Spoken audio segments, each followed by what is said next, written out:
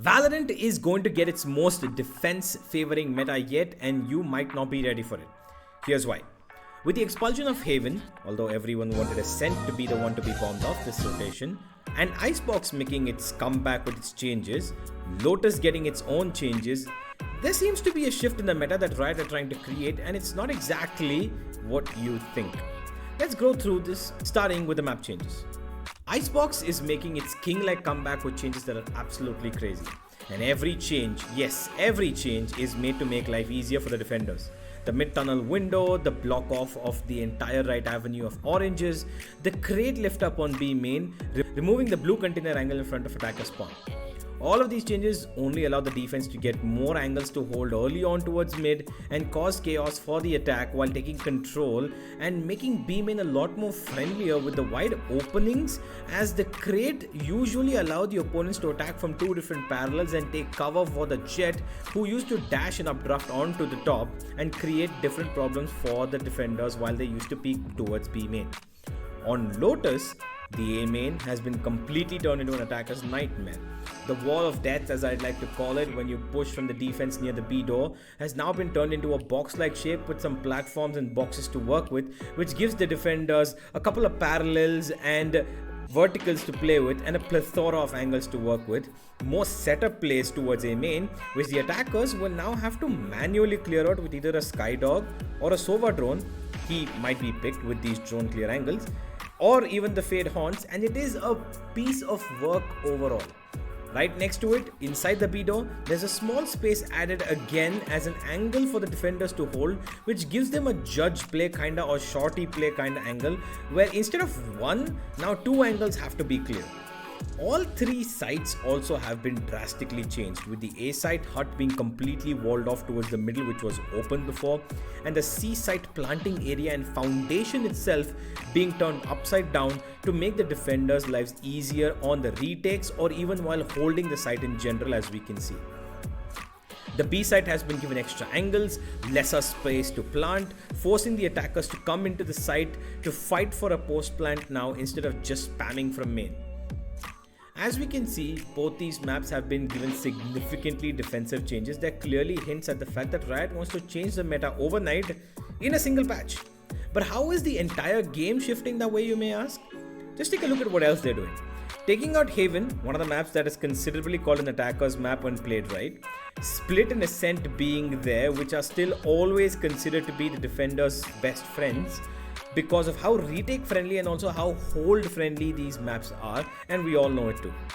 Breeze, after its changes, does feel a little bit balanced, but in all honesty, if you look at the changes made, the intention was clearly that Riot wanted to give the defenders some space to take control of early on in the map if wanted, and to let them breathe a bit more on their holes by closing out a couple of these angles like the one we see in A main of Breeze.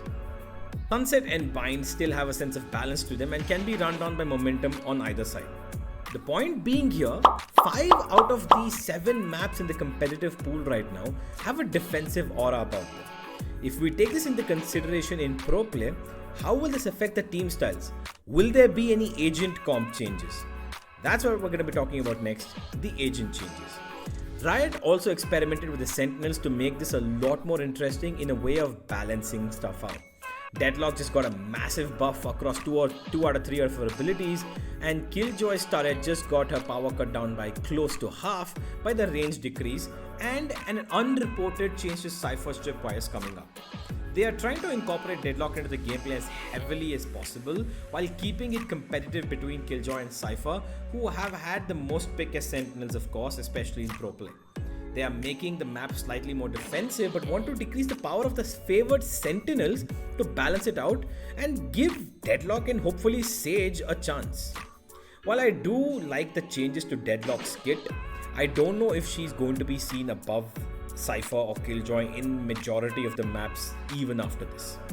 Maybe teams like PaperX might mess around with her, or a few of the Chinese teams might experiment with her, but it is a slow curve for Deadlock.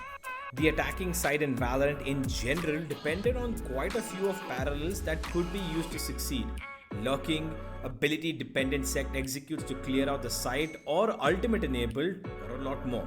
Now, all of this has to be increased in terms of utility usage on Lotus and Icebox particularly because of the extra angles created. This throws so many questions as to whether we are going to see the rise of no sentinel comps a lot more, because they prefer the control of players taking it on by themselves with a lot more flash and drone based agents to clear out these extra angles created to snowball in the attack side in the first half, if at all. How important are the map vetoes now and site selections before the game? Do you want to build momentum early or play for the second half more? So many questions, but all that is looking to be answered by an exciting upcoming season. Overall, Valorant's meta is about to hit an iceberg as it is completely going to change with all these map and agent changes. I'm really excited to see how this shapes the upcoming season because this has been thrown into the faces of every pro team out there just weeks before the start of 2024 season, and it is massive to cope up with the complete change of teams across the planet as well, and now agent and map changes. We're heading into an enigmatic season. This is going to cause chaos and I'm here for it all. What do you think about these changes? Is Valorant's defensive era right now a good or a bad thing? Let me know in the comments down below and I'll see you guys in the next one.